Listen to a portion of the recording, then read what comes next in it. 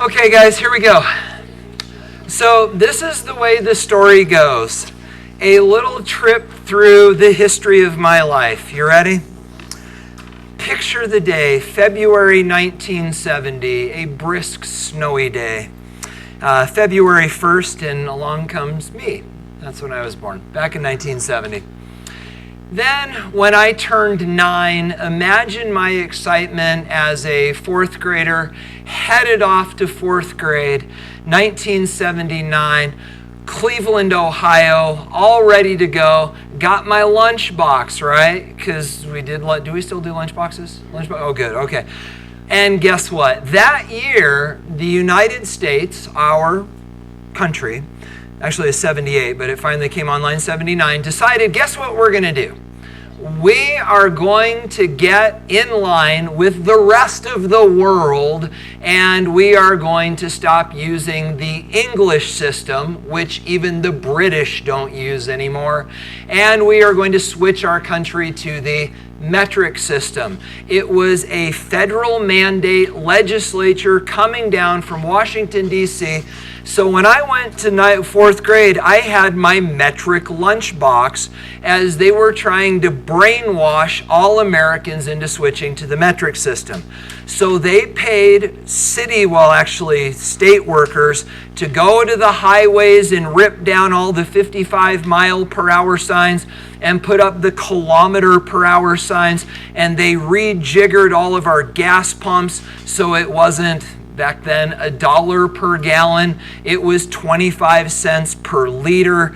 They switched or tried to switch the entire country to the metric system.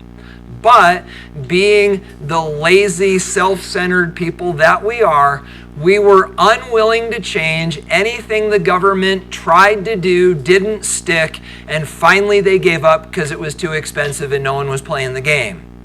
Except for one thing. The only thing that stuck was the 2-liter bottle of soda. That was it. Have you ever thought about that? It's not a 2-quart bottle, it's a 2-liter bottle. It is the only thing that stuck from that movement 30 some odd years ago to try to get us to switch to the metric system.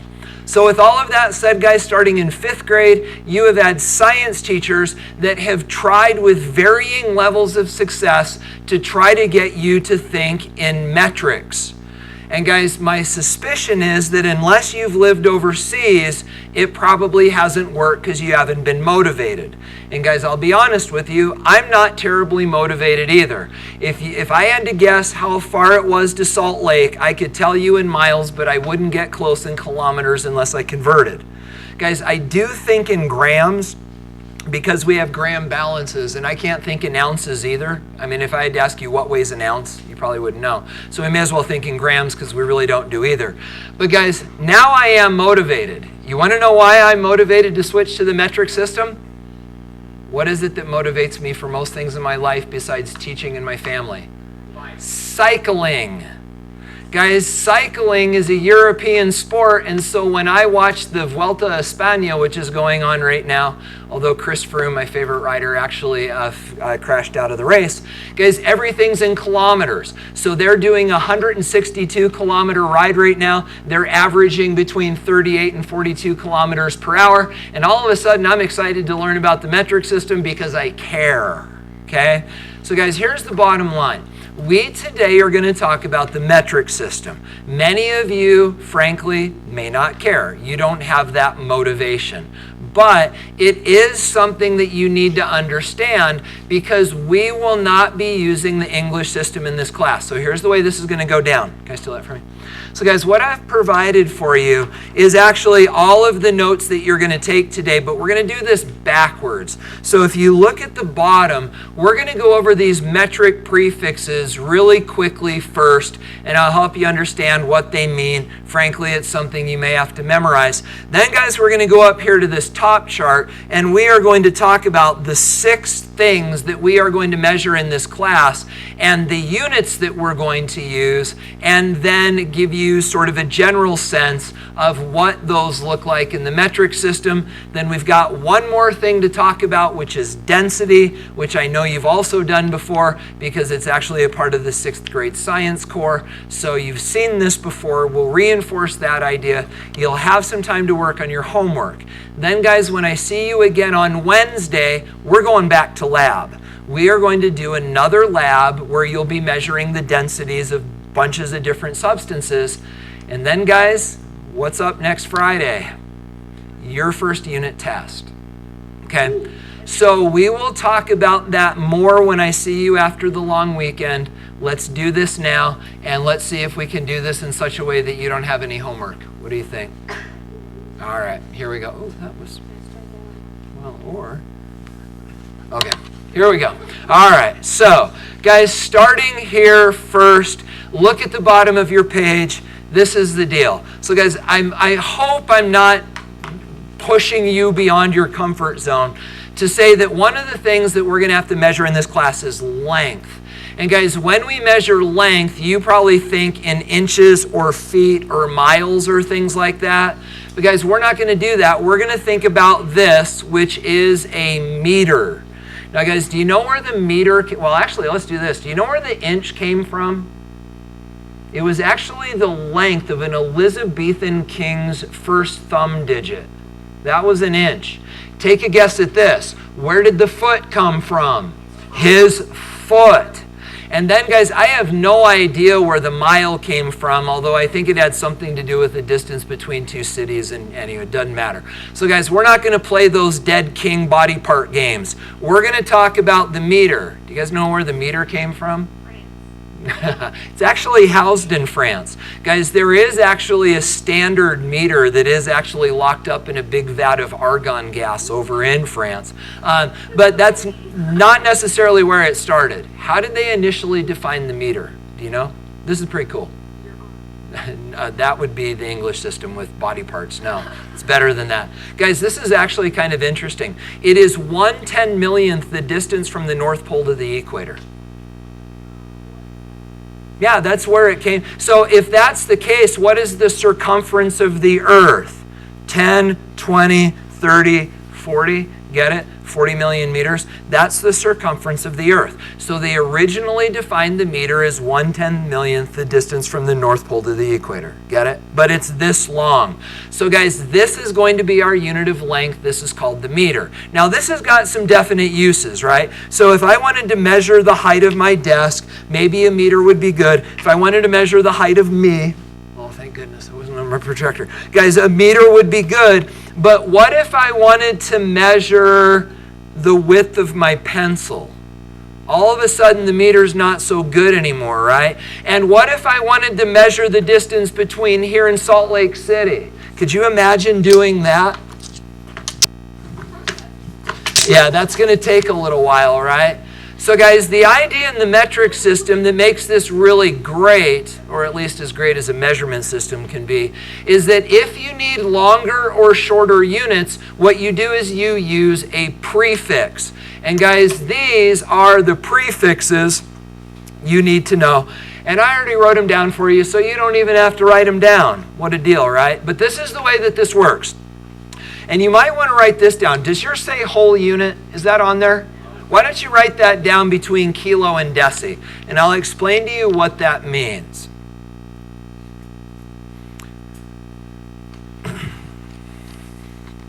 So guys, this is the idea. For example, a whole unit could be a meter. This is a fundamental unit in the metric system. So the whole unit is a meter. Now guys, what if we want something longer than a meter? Well, then we go above the whole unit and we could use something like a kilometer, which you have in your notes, which means 1,000. So a kilometer or a kilometer is 1,000 of these. Now guys, what on earth would we measure in kilometers?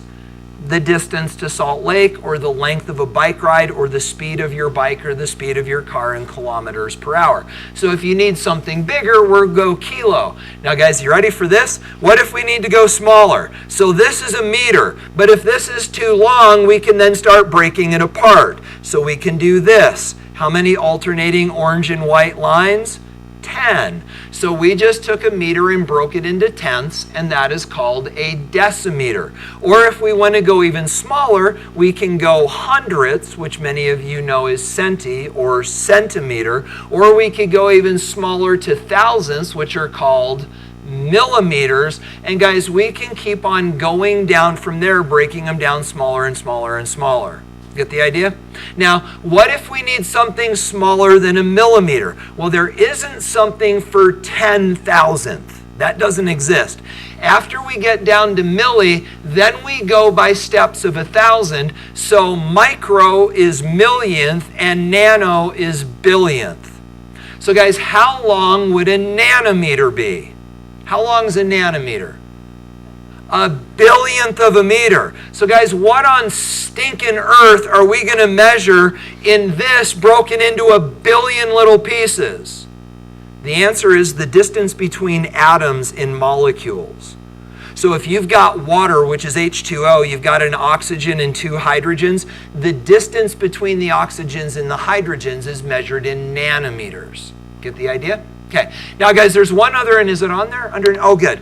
There's one other thing that you need to know, and it is called the angstrom. Now guys, angstrom is not a metric prefix. It is actually only a unit of length, and an angstrom is 10 to the negative 10th meters, and this is how you abbreviate angstrom. So guys, what part of this are you going to struggle with in homework? You ready? I would circle that sexy U-looking critter, and I would circle the little N-looking critter, and I would circle the A with the halo on it looking critter. Guys, those are the abbreviations for micro, nano, and angstrom, and those are the things that you're going to forget when you get into the homework.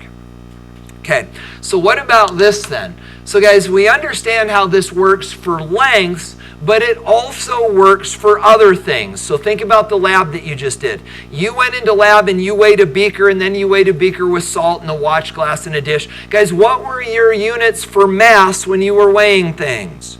Grams, right? So you, and maybe I can just show you, how much is a gram? Ready? Uh-oh, there it is. Guys, this is a gram. A gram is about a big paper clip, right? But what if you need to weigh something like me? Imagine figuring out how much I weigh in paper clips. It's ridiculous, right? So we need a bigger unit. So which prefix do we use? Kilo.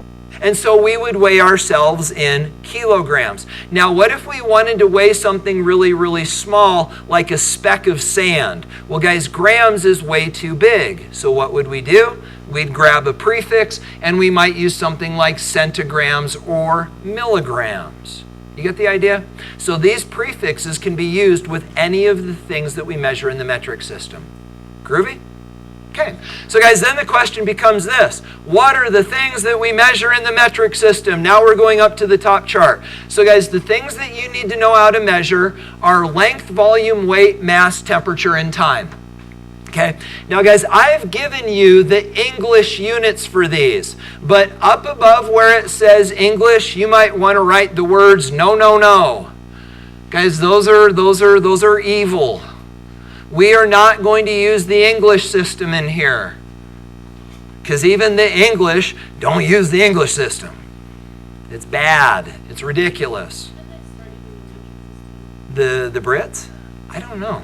I'm really not sure. I think you're right, though, that the metric system started in France, but I don't know when it just spread throughout Europe. I'm frankly not sure. I'm sure you could Google it quickly and find out. I'm not sure. The Brits? Oh, yeah. Oh, yeah, absolutely, yeah. They gave in, yeah. So interestingly, guys, have any of you lived overseas in a country that uses the metric system? Where did you live? I actually knew that because your brother was with you there, right? I knew. And so can you think metrics? No. No? Okay. All right. Fair enough. Sure. Absolutely. And you never watched the Tour de France. That's sad. Yeah. All right. Fair enough. All right. So guys, we are going to go through each one of these, but let me just tell you, 3 of these tend to trip people up. The 3 that tend to trip people up are volume, weight, and mass. So I'll define all of these for you, but these are the ones that you're probably going to need to write down because their definitions are a little tricky. So guys, let's pick an easy one first. You ready? Length. Guys, if you want to define length, it's simply, you don't need to write the distance between 2 points, right? Okay, so what are our units for length in the English system? The inch, the foot, the yard, the mile, the furlong, all of these different things. It's from horse racing, I don't know. So guys, the idea is this. Ready? How many inches in a foot? 12. So there's 12 feet in a yard, right? No, that's 3. So then there's 3 yards in a mile, right? No, that's 1760. Guys, there's no relationship between any of these units. So you think in inches, feet, yards, things like that. But guys, because there's no common relationship between them, this is worthless to us. Maybe someday when you guys get older, you could run for office and try again to get us off the stinking English system. And if you're going to do that, try to do that while I'm still young enough to ride my bike, because then it would make my life better so I could think in metrics when I watch the races. All right, so guys, if we're not going to do that, then what is the metric unit for length? And we just talked about it, 10 millionth, what is it? It's the meter. Okay. Now guys, how do we measure this? Well, we measure it with a meter stick or a ruler. That makes sense. Now, guys, you'll notice next to where it says metric, it also says SI. Back to our French thing, right? The metric system is actually not a thing. The metric system is actually the layman's version of what is called the Système d'International, which is French for metric system. So, guys, technically, the SI units, Système d'International, really are the metric system. We use them interchangeably. Okay, so are we okay with length? Groovy. All right. So now, guys, what about volume? We need to define it first. What is volume? How much space? Guys, volume is an amount of space. If you didn't know that, there's space for you to write that down. That was somewhat redundant. Space to write down space. So there's space down below to write down that volume is an amount of space. Now, guys, what are our English units for volume? You ready? What are they? Gallons, teaspoons, cups, pints, quarts, hogsheads, barrels, you name it. It's all over the place. And guys, there's no relationship. 4 cups in a quart, 2 quarts in a gallon. 4 quarts?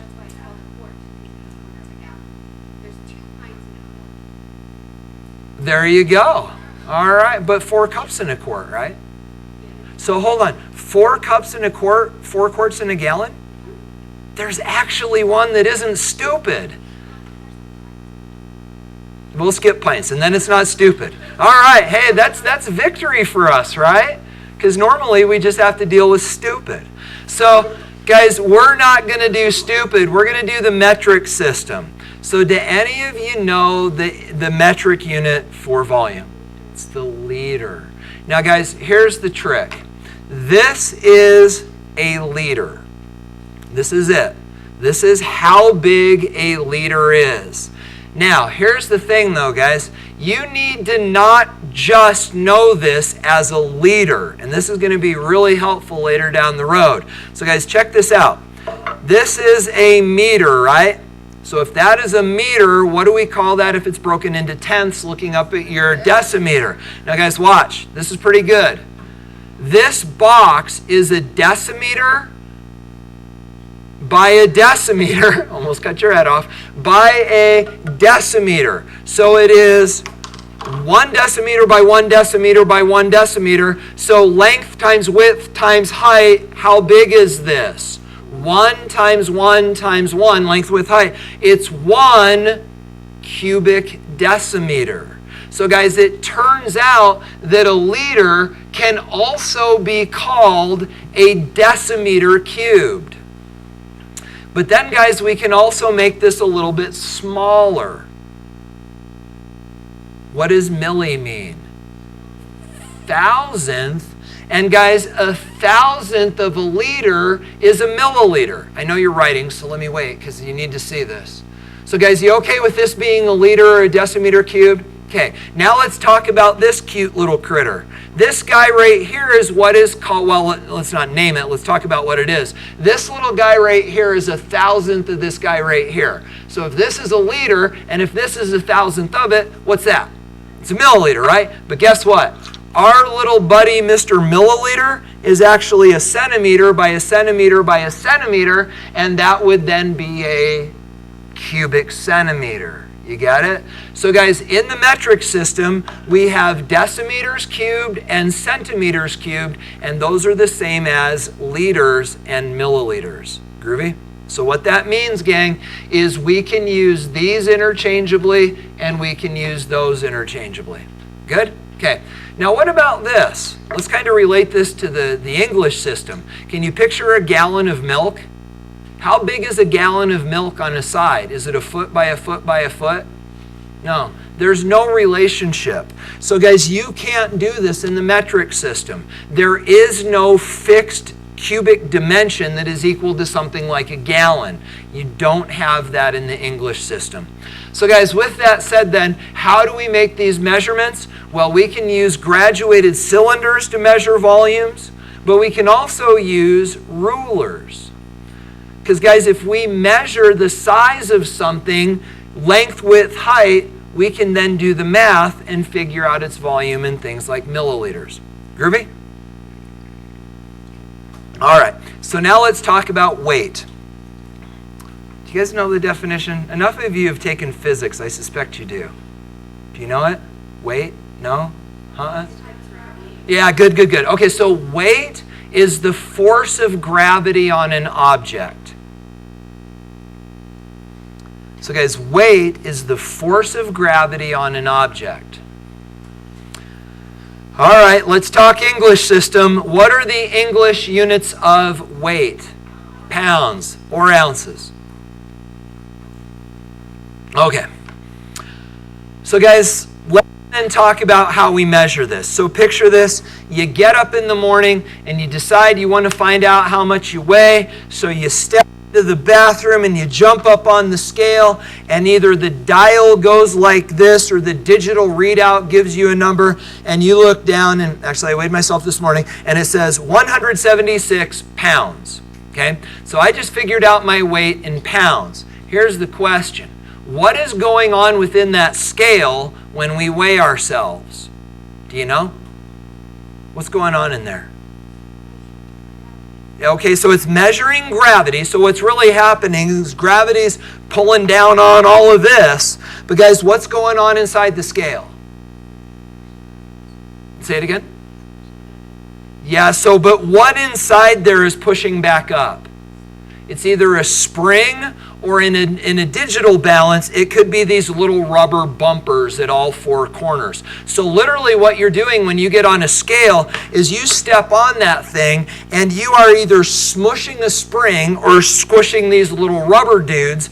And the more that you weigh, the more that they squish, and that either spins a dial, or if it's an electronic scale, there's a little sensor in there that measures how far it squishes, and it then converts that to pounds. Do you get the idea? Okay, so guys, you need to understand that. So down at the bottom where it says weight, you need to include these thoughts. Measured using a scale by smushing a spring or a little rubber guy. Okay, you need to know that. So weight is the force of gravity, and it's measured using a scale. You could just write down the word scale, and then you could just write down the word smushing a spring. You okay? Now guys, if that doesn't make sense to you, let me show you another kind of scale. This is also a scale. But instead of smushing a spring, what we do with this, what can I hang on here? How about this? How about a fish? You ever seen one of these? Yeah, okay. All right, so here we go. So say that we want to know the weight. That didn't sound good. Say that we want to know the weight of the stapler. Now what's going on inside of here? We're not squishing a spring. What are we doing? stretching a string. But in either case, let's think about what's going on. Why is the stapler going down? Gravity, right? So gravity is pulling on the object. Now it's stretching a spring, and we can read the weight. Does that make sense? Okay. But guys, I don't know if any of you could see this from a distance. This is not an English, this is not an English scale. It doesn't report in pounds. It reports in the metric unit of weight, which is what? Can you not say it? Come on, physics people. What is it? The Newton. Named after our good friend Sir Isaac sitting under the tree. Remember, apple hit him on the head. I don't know if that really happened or not, but it's a good story. Apple hit him on the head, and what did he discover? Gravity, right? So why would we measure weight in something called newtons? Because what did Newton discover? Gravity. And what is weight dependent upon? Get the idea? Okay. So guys, how then do we measure weight? We measure weight using a scale. All right, now you're going to have a deep thought. You ready? Now we're going to talk about mass. Can you define it for me? Say it again. Brilliant. It is an amount of matter. Guys, we're going to play with this a little bit. So weight is gravity pulling on stuff, an object, and mass is an amount of matter. Now guys, let's talk about what this all means. Let's first of all talk about units. You ready? What are the English units for mass? You're stuck, right? Because if I hadn't asked you up here for the unit of weight, you would have said the unit of mass was the pound, right? But now you know that's not the case because pounds are weight. So if pounds are weight, what's the English unit of mass? Oh, there it is. Do you not know? It's actually the slug. Yeah, I didn't know that. Yeah. So, yeah, where did that come from? So, guys, if any of you are muzzle loader hunters, actually, if you're a muzzle loader hunter, you'd be out hunting right now because muzzle deer season's open right now. But guys, if you've ever shot a muzzle loader, or if you're a history buff and you know that like the Civil War, the Revolutionary War, they didn't shoot rifles, they shot muskets, or they call them muzzle loaders, right? You know, the Daniel Boone got the little thing, pouring the powder, hammer, and then 4 days later he's ready to shoot again, right? Okay. So guys, here's the trick. A muzzle loader does not shoot a bullet. The projectile that comes out of a muzzle loader is actually called a slug. And so it turns out that back in England, where they were coming up with this ridiculous unit of measure, there was a common size bore to all of their muskets. And so that when they made bullets or slugs for their muskets, they always poured them the same size because they all shot the same size guns. And so as they were coming up with this system, they said, we need a standard amount of stuff. So they said, why don't we use a lead musket bullet? But they weren't called bullets, they were called slugs. And that became the standard unit of weight or of mass, is that standard size slug. Get the idea? Okay, so we're obviously not going to go there. So guys, if that is the English unit of mass, what is the metric unit of mass? It's the gram, right? Now guys, you ready? How much is a gram? Well, I already told you. Where's my paperclip? There's my paperclip. This is a gram, right? But that's not where the gram came from. Does anybody know the actual definition of a gram? Did they not teach you anything in junior high? You guys were so hormone-ridden, you don't remember junior high.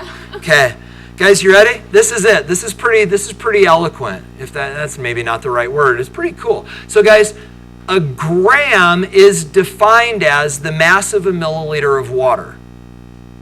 So, if we could fill this little orange box with water, its mass would be a gram. Huh? That's pretty cool. That's people thinking rather than people pulling apart dead like kings and musket balls. Guys, so in the metric, and you may want to write this down underneath mass. Guys, a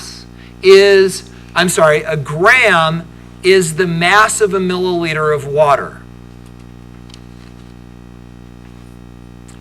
So now we're really in trouble. So we understand that a gram is about a paper clip. It's the amount of stuff in something. But guys, ready for the last one? How do we measure mass? Well, now you're stuck again, because you would have said a scale, except for now you know scales are weight. So if scales are weight, how do you measure mass? Different kind of scale, which we call a balance. So guys, when we measure mass, we use what is called a balance. So let's talk about how a balance works. You ready? This is a balance. This is not a scale. This is a balance. And let me show you the difference. There is no spring inside this. When you put something on this side, unlike when you step on a scale or hang something off of a scale, when you put something on a balance, you are not compressing or stretching a spring or a little rubber thing. What you're actually doing is moving this relative to a set of standards. So the way this works is if we want to find out, for example, the mass of, I think it can handle it. If we want to find the mass of my stapler, what we do is we have these standards over here. Yeah, it'll make it. So, and what we do then is we slide these standards over, and as we slide these standards over, eventually we can get this thing to balance. And once we get this thing to balance, we can then read the mass. So guys, and you want to put this down in your notes, down by mass. How then does a balance work? And the answer is this: by comparison with a standard. Balances work by comparison with a standard. So in order to measure mass, you have to have a standard. You okay? So now let's have kind of a mind-blowing conversation. So guys, let's do this. We're going to back this way, way, way up. You ready? Here we go. So I'm going to take my what do they call these? Stapler, and we're going to hang it off of this device. And, oh my gosh, why am I struggling? Okay, there we go. And so we find out that this reads 4.2, we'll call it newtons. Is that its weight or its mass? That's its weight. Now, why does it have this weight? What is causing this to have weight? Gravity, right?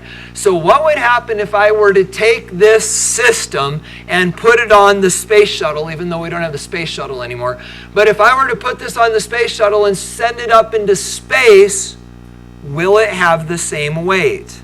Why not?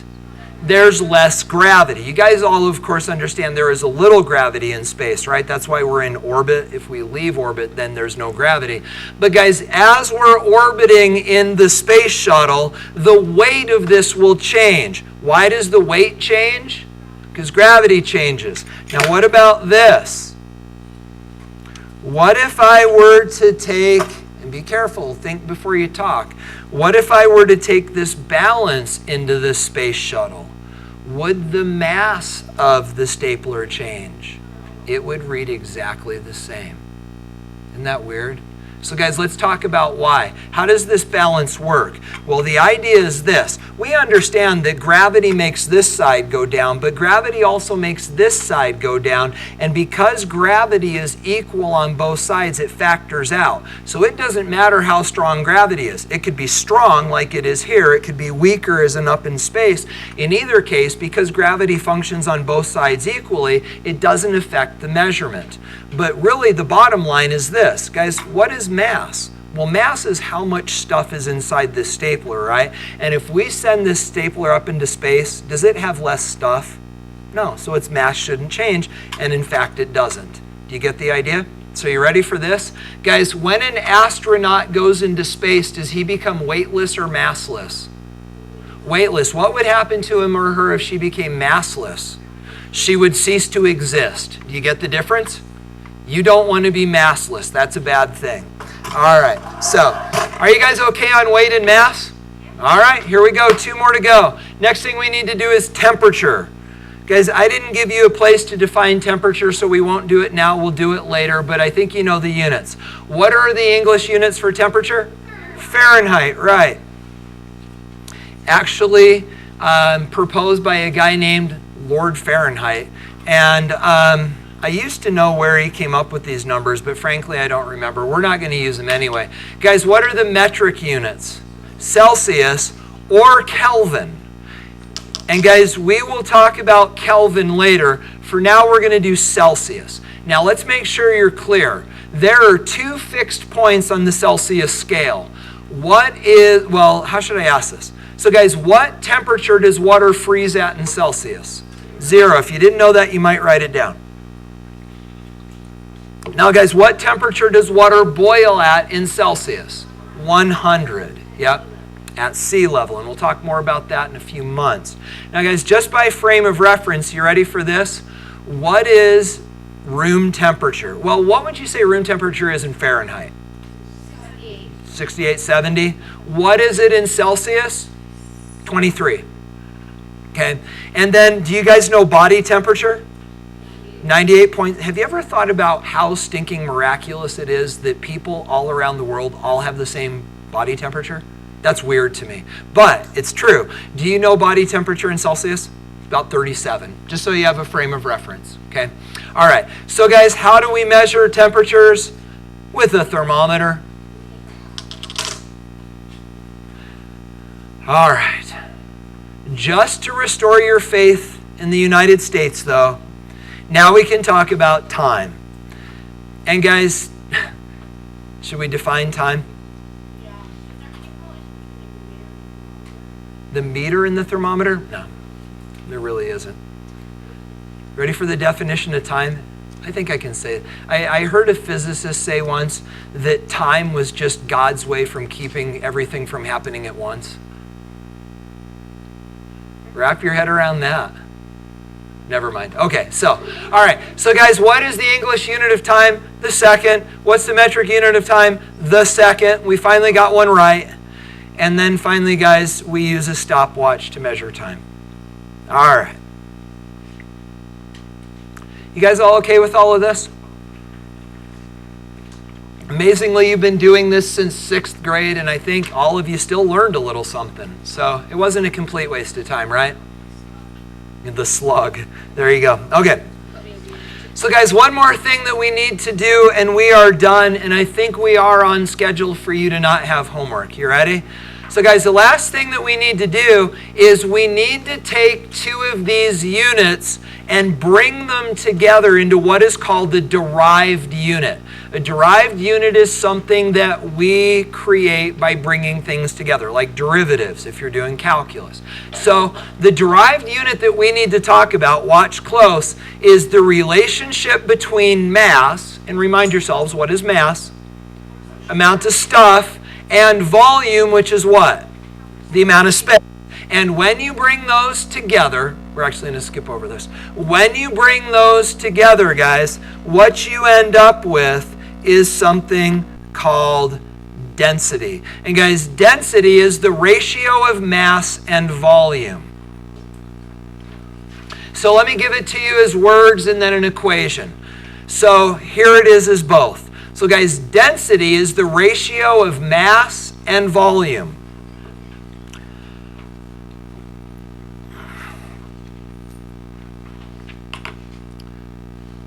And that's the equation for density. Density is mass divided by volume. So guys, let's sort of play with this mentally.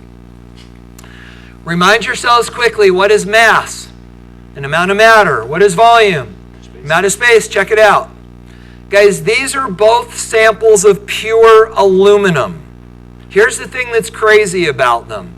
They have the same mass. There are the same number of aluminum atoms in here as there are aluminum atoms in here. Now, what could I do to prove that to you? I not weigh them, mass them. Yeah. So guys, and I'm not going to do it. You're just going to have to take this on faith. But guys, if I were to find the mass of this and then find the mass of this, you'd find that they're the same. The thing that would be really cool is if I had one of those two-pan balances that's actually like a seesaw, and if I put one on both sides, what would it do?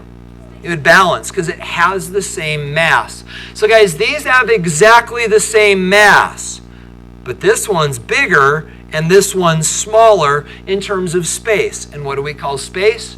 Volume, right? And that leads to density. So guys, which one of these is more dense? Left or right? Left, right? Left, correct? Yeah, left. This guy.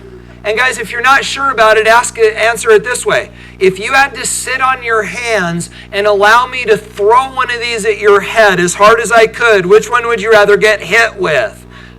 Yeah, because this isn't that dense. Same amount of stuff, but this is bigger. So the idea, guys, is in this one, there's an amount of stuff in a small space. Here, there's the same amount of stuff in a bigger space. Therefore, this is more dense. Does that make sense? Okay, now look at these two. This is aluminum and this is brass. You ready? Listen. So aluminum, I'll just let them fall, and brass. Good night, right? So, guys, now what do these have in common? What do they have the same? Volume. But guys, and you can come up and play with these after class. This thing's like, wee, wee, and this one's like, this is heavy. So let's talk about why. Now they have the same volume, but do they have the same density?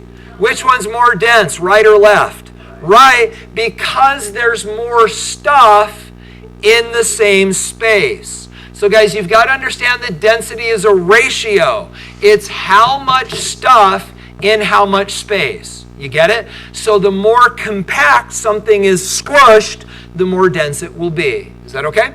Okay. So guys, what are our units for density? What units do we use to measure density? Well, what are our units for mass? Grams. What are our units for volume? Milliliters or liters. There you go. Those are our units for density. Grams per milliliter. You may want to write it down. So guys, our unit for density is grams per milliliter. But guys, would this be earth-shaking if I told you grams per centimeter cubed? Why is that okay? They're the same, right? Because milliliters and centimeters cubed are the same, we can use them interchangeably. You get the idea? Okay, so what are we going to do with density? Well, guys, we're going to do a lab on it on Wednesday. We're going to do a lab on density. For now, what we're going to do is we're going to solve some problems. So guys, we're going to do 2 of these and then we're done for the day. If you want examples, I'll give you time to write these down and then you'll have some more of these in homework because we're going to do these as samples. So I'll give you a second to write it down. The problem says this. A metal block weighing 100 grams has a volume of 8.81 centimeters cubed. If the block is an elemental metal, what is it? Now you're going, what? Again, guys, I'll give you a second to write it down if you want, and then we're going to talk about how to solve this.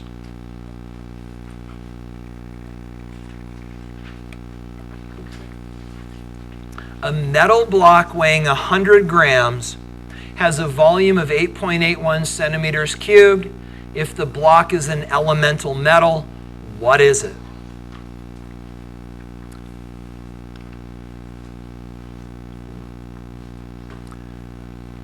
You ready? You okay? Okay. So guys, what we're going to do is we're going to figure out the density. So, in order to do that, we need an equation. I would suggest you use the equation for density. So density is mass divided by volume. Now guys, we need to plug in numbers. What is the mass of this block? 100 grams? What is the volume of the block? 8.81 centimeters cubed. How many significant digits in 100.0? 4. The 1 is significant. The 0 is a final 0 after the decimal. Those two are trapped. 4 significant digits. How many significant digits in 8.81? 3. So we get 3 significant digits in our answer, and the answer is 11.4 grams per centimeter cubed. Now, guys, you ready? How will we then know what the element is? Do you have your periodic tables? Some of you don't have one, right? Is that true? Or do you all have them? So, guys, if you have a periodic table, and if you don't, they're not here yet. We'll figure it out. But, guys, here's the deal. If you look with me, look up here on the wall. If you look down here in the lower left-hand corner of this periodic table, this is the secret decoder key for the periodic table. And you will notice that in the lower left-hand corner it says density. In what units? Grams per centimeter cubed. And so, guys, if we can figure out the density of a substance, we can then figure out what it is by finding a substance on the periodic table that has the same density. This is going to take forever, so let me just tell you what it is. Guys, it's actually lead. If you look at element 82, that's lead. And if you look at its density is 11.35 grams per centimeter cubed, which would say that would probably be lead. Yeah. It's on the other side. Yep, that's the back. There you go. You guys get the idea? Yep, so you just say the substance is probably lead. And guys, again, I know that some of you don't have those periodic tables yet. Typically, I would say if you don't have one, you're in trouble, but because they're not available, like when you need one on the test, I'll provide you with one, or a photocopy of one until we can get the real ones. Okay, one more to go and we're done. So guys, it reads like this. What is the mass of 1,250 milliliters of aluminum? So how much is that? Well, let me show you. Actually, I can show you. Won't this be fun? You ready? Here's the idea. What is the mass of 1,250 milliliters of aluminum? How much is this? 1,000 milliliters. Here's 100, so that's 1,100. Here's another 100, so that's 1,200. Then 10, 20, 30, 40, 50. So this is, on the ground, 1,250 milliliters. Now, if this was made of aluminum, what would its mass be? See where we're going with that? Okay, so let's figure it out.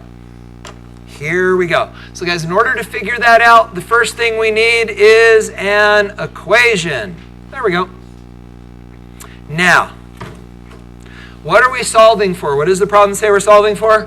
What is the mass? So, in order to get the mass, we need to know the density. Where on earth are we going to get the density of aluminum? Periodic table, element number 13. Go find it. See it there? Is it 2.70? 2.69? Okay, so wait. All right, I'm going with 2.70. Oh, 2.698. All right, I'm going 2.70. Okay, all right.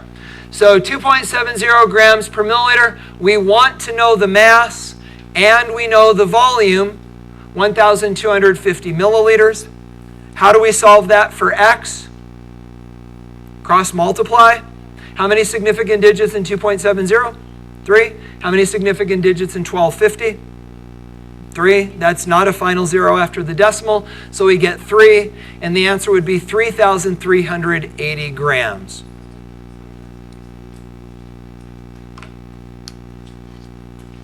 What do y'all think? You okay? All right. So, guys, I'm going to stop recording.